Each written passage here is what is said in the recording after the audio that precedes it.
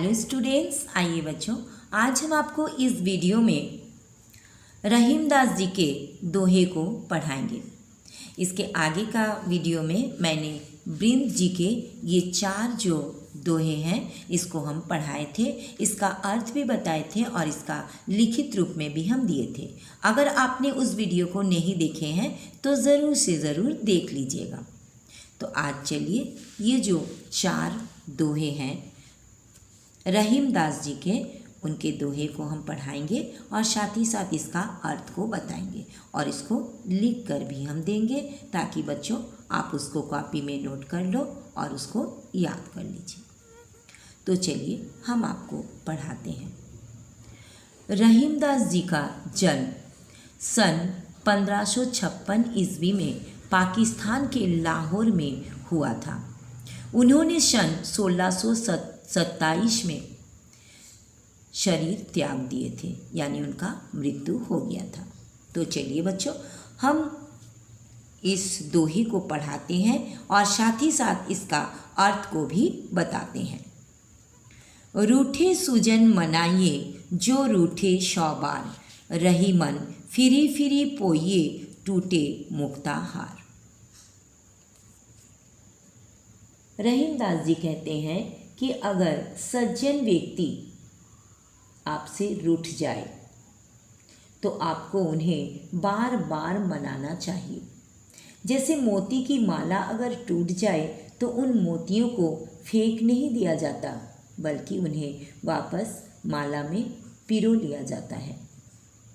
क्योंकि जो सज्जन व्यक्ति होते हैं वो मोतियों के समान अमूल्य होते हैं, यानी बहुत ही मूल्यवान होते हैं। इसलिए अगर आपसे कोई अच्छे इंसान यानी सज्जन व्यक्ति रूठ जाए तो उसे आपको एक बार नहीं बल्कि 100 बार मनाना चाहिए। चलिए आगे का दोहा को हम पढ़ाते हैं। यूँ रहीम जश होते हैं उपकारी के संग, बाटन बारे को लगे चौ मेहंदी को रंग। जिस प्रकार पत्थर पर मेहंदी की पत्तियों को पीसने वाले के हाथ मेहंदी के रंग से बिना रचाए ही लाल हो जाते हैं, ठीक उसी प्रकार परोपकारी का साथी भी बिना कुछ करे प्रशंसनीय हो जाता है। यानी जो मेहंदी को पीसते हैं वो अपना हाथ में अगर मेहंदी नहीं भी लगाते हैं तो पीसने के साथ साथ उसका क्या होता है, हाथ लाल हो जाता है मेहंदी के रंग से।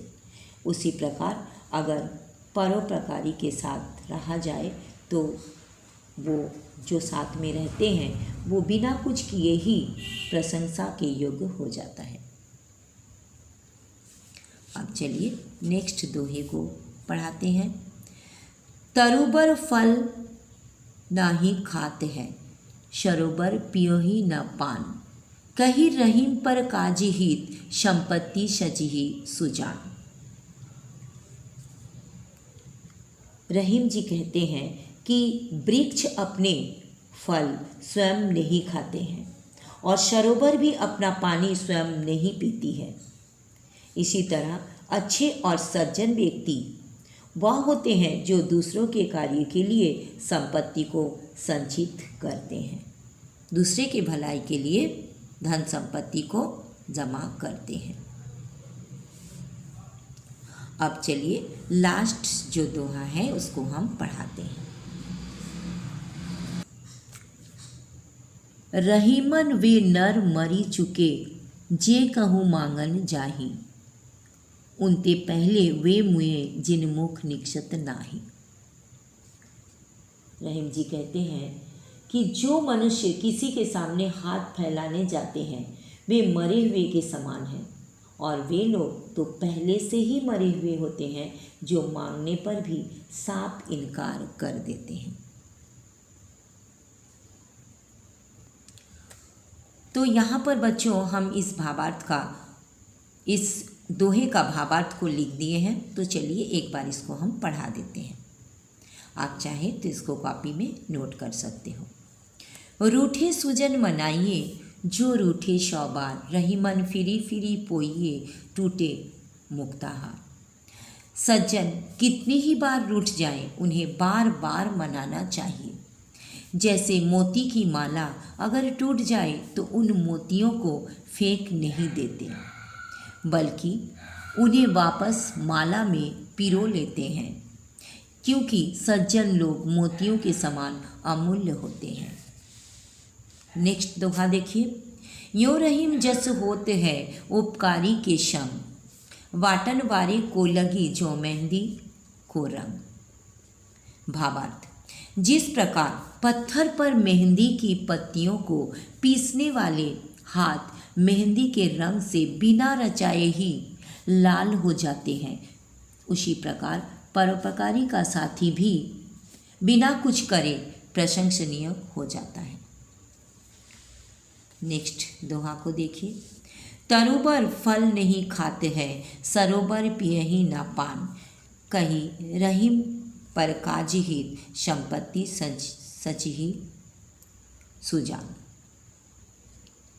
भावार्थ, वृक्ष अपने फल स्वयं नहीं खाते हैं और सरोवर भी अपना पानी स्वयं नहीं पीती है। इसी तरह अच्छे और सज्जन व्यक्ति वो होते हैं जो दूसरों के कार्य के लिए संपत्ति संचित करते हैं। अब लास्ट भावार्थ को देख लीजिए। रहीमन वे नर मरी चुके, जे काहू मांगन जाही, उनते पहले वे मुए जिन मुख निक्षत नाही। भावार्थ, जो मनुष्य किसी के सामने हाथ फैलाने जाते हैं वे मरे हुए के समान हैं, और वे लोग तो पहले से ही मरे हुए हैं जो मांगने पर भी साफ इनकार कर देते हैं। तो बच्चों, अगर आपको ये रहीमदास जी का दोहा अच्छा लगा, लाइक कीजिएगा, अपने दोस्तों में भी शेयर कीजिएगा ताकि आपके दोस्त भी सीख सके।